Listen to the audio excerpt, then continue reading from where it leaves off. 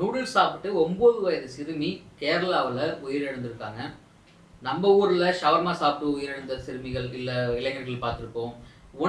உணவுல வந்து எந்த அளவுக்கு நம்மளுடைய கவனம் இருக்கு, உணவுல வந்து நம்ம எந்த அளவுக்கு கவனமாக இருக்கோம், குழந்தைகளுக்கு எந்த உணவு கொடுக்கணும் அவேரா இருக்கமா, ஒரு சின்னதாக ஒரு கூல்ட்ரிங்க்ஸ் பாட்டிலை குடிச்சிட்டு அது மூலியமா இருக்கிற குழந்தைகள், அது மட்டும் இல்லாமல் கடையில் வாங்கி சாப்பிட்டு இந்த மாதிரி விஷயங்களை வாங்கி சாப்பிட்டுட்டு அது மூலியமாக இருக்கிற குழந்தைகள் அப்படின்னு இந்த மாதிரி சம்பவங்கள் நம்ம தமிழ்நாட்டில் நிறைய நடந்துகிட்டு இருக்கு, இந்தியாவிலும் நிறைய நடந்துகிட்டு இருக்கு. இப்போ சமீபத்தில் கேரளாவில் நடந்த நூடுல்ஸ் சாப்பிட்டு உயர்ந்த சிறுமியின் இந்த செய்தி தான் ரொம்ப துயரமான செய்தி.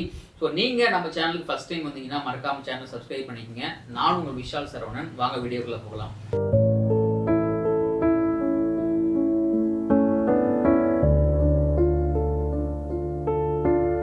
நூடுல்ஸ் இது வந்து இப்போ இந்த கேரளாவில் ஒரு 9 வயது சிறுமி அவங்க நூடுல்ஸ் சாப்பிட்டு வந்து படுத்து தூங்கியிருக்காங்க. ஸோ அப்புறம் எதுவும் தெரியல. சாப்பிடும் பொழுது ஒரு சின்னதாக அவங்களுக்கு வந்து அந்த ப்ராப்ளம் வந்திருக்கு. அதாவது தண்ணி குடிக்க முடியாமல் ஏதோ தொண்டைக்கு வசிக்கிட்டே இருக்குது அப்படிங்கிற மாதிரி ப்ராப்ளம் வந்திருக்கு. அவங்க வந்து அந்த பேரண்ட்ஸ் வந்து அதை கேர்லெஸ்ஸாக விட்டுட்டாங்க. ஒன்றும் இல்லை, தண்ணி குடிச்சிட்டு சரியாக போயிடும் அப்படின்னு சொல்லிட்டு தண்ணியெல்லாம் குடிச்சிட்டு அவங்க வந்து விட்டுட்டாங்க. மறுநாள் காலையில் எழுந்து பார்க்கும்பொழுது என்ன ஆயிருக்குன்னா, ரொம்ப அவங்களுக்கு மூச்சு விடவே சிரமமாக இருந்திருக்கு. அவங்களால வந்து நார்மலாக இருக்க முடியல. அதுக்கப்புறம் டாக்டர் கூப்பிட்டு போகும்போது டாக்டர் என்ன சொல்லியிருக்காங்க அப்படின்னா, நைட் என்ன சாப்பிட்டீங்கன்னு கேட்டிருக்காரு. நூடுல்ஸ் சாப்பிட்டோம் அப்படின்னு சொல்லியிருக்காங்க. அந்த நூடுல்ஸ் வந்து தொண்டை குழாய்க்குள்ளே போய் சிக்கியிருக்கலாம், இல்லைனா அந்த மூச்சு குழாயில் போய் சிக்கியிருக்கோ, அதனால தான் அவங்களுக்கு மூச்சு விட ப்ராப்ளமாக இருக்குது அப்படின்னு சொல்லியிருக்காரு. ஸோ அது ரொம்ப ட்ரை பண்ணியிருக்காங்க. ரொம்ப ட்ரை பண்ணி அந்த பொண்ணை காப்பாற்ற முடியாமல் நூடுல்ஸ் சாப்பிட்டதால அந்த நூடுல்ஸ் போய் அந்த உணவு குழாயிலோ இல்லை மூச்சு குழாயிலோ ரொம்ப சுற்றி அவங்களுக்கு வந்து மூச்சு விட முடியாமல் இறந்து போயிருக்காங்க. இது இன்னும் ஃபுல்லாக அவங்களுடைய போஸ்ட்மார்ட்டம் முடிக்கல. அது ஃபுல்லாக முடிச்சதுக்கப்புறம் தான் இன்னும் ஒரு 2 to 3 டேஸில் வந்து எக்ஸாக்டாக என்ன ஆச்சு அப்படின்னு கண்டுபிடிக்க முடியும். ஸோ இப்போ நம்ம இங்கே என்ன வந்து இந்த வீடியோ மூலயமா நம்ம சொல்ல வரோம் அப்படின்னா, குழந்தைகள் உட்கொள்ளும் உணவுகள். இப்போ நம்ம நிறைய விஷயங்களை வந்து குழந்தைகள் அடம்பிடிக்கிறாங்க, நம்ம வாங்கி கொடுக்குறோம் இல்லைங்களா. சின்ன விஷயமா இருக்கட்டும், சிப்ஸ் பாக்கெட்லேருந்து நம்ம போகலாமே, இந்த உருளைக்கிழங்கு சிப்ஸ்லேருந்து ஒரு 10 ரூபா கூல்ட்ரிங்க்ஸ் டப்பா வரைக்குமே நம்ம அவங்க என்ன கேட்டாலும் வாங்கி கொடுத்துட்றோம். அந்த கலர்லாம் அந்த கலராக இருக்குது அப்படின்னு கேட்குறாங்க, கேட்ட உடனே வாங்கி கொடுத்துட்றோம். இந்த மிட்டாய், இந்த சாக்லேட்டு, இந்த சிப்ஸு, இந்த ட்ரிங்க்ஸு, இந்த சாப்பிட்லாம் அது சாப்பிட்லாம் அப்படின்னு சொல்லிட்டு வரைமுறையே இல்லாமல் குழந்தைங்களுக்கு நம்ம நிறைய வாங்கி கொடுத்துக்கிட்டே இருக்கோம். இதனால் என்ன பாதிப்பு ஏற்படுதுன்னா, நமக்கு இதனால தான் இந்த குழந்தைக்கு இந்த பாதிப்பு ஏற்படுதுன்னு தெரியாத அளவுக்கே அந்த குழந்தைக்கு பாதிப்பு ஏற்பட்டுருச்சு. இப்போது நம்ம ரீசெண்டாக பார்த்தது, ஒரு கொஞ்ச நாளைக்கு முன்னாடி ஷவர்மா சாப்பிட்டு ஒரு பெண் வந்து ஒரு சிறுமி வந்து இறந்து போனாங்க நம்ம தமிழ்நாட்டில். அதுக்கப்புறமா ஷவர்மா சாப்பிட்றதுக்கு தமிழ்நாடு ஃபுல்லாக ஷவர்மா கடையில் சோதனை மேற்கொண்டாங்க. எல்லா ஹோட்டல்ஸ்லையும் சோதனை மேற்கொண்டாங்க. எல்லாமே கரெக்டாக இருக்குது அப்படிங்கிற மாதிரி ஒரு ரிப்போர்ட் கொடுத்தாங்க.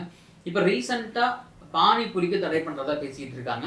கர்நாடகாவில் பானிபூரியால் வந்து கேன்சர் ஏற்படுது, அதனால தடை பண்ணணும் அப்படின்னு சொல்லி இங்கே பானிபூரி விற்கிறவங்கள்ட்ட வந்து க்ளவுஸ் போடாமல் பானிபூரி விற்றாங்கன்னா உடனே நீங்கள் வந்து அங்கே போய் சாப்பிடாதீங்க. ரசம் அந்த பானி வந்து ரொம்ப கலராக இருந்துச்சுன்னா, ரொம்ப நல்ல அட்ராக்ட் பண்ணுற கலராக இருந்துச்சுன்னா அங்கே போய் சாப்பிடாதீங்க.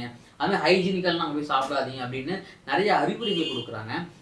அது மட்டும் இல்லாமல் இப்போ அந்த ஷவர்மா கடைகள் போட சொல்கிறாங்க. அதுவும் பிரியாணி கடைகளில் வந்து பார்த்தீங்கன்னா, பிரியாணிலாம் இருக்கிற சிக்கன்லையா இருக்கட்டும், மட்டன்லையா இருக்கட்டும், அது கெட்டுப்போன வாசனை வருது, அதில் வந்து புழு வருது அப்படின்னு நிறைய உணவு சம்மந்தமான விஷயங்கள் நம்ம நிறைய நியூஸ் பார்த்துக்கிட்டு இருக்கோம்.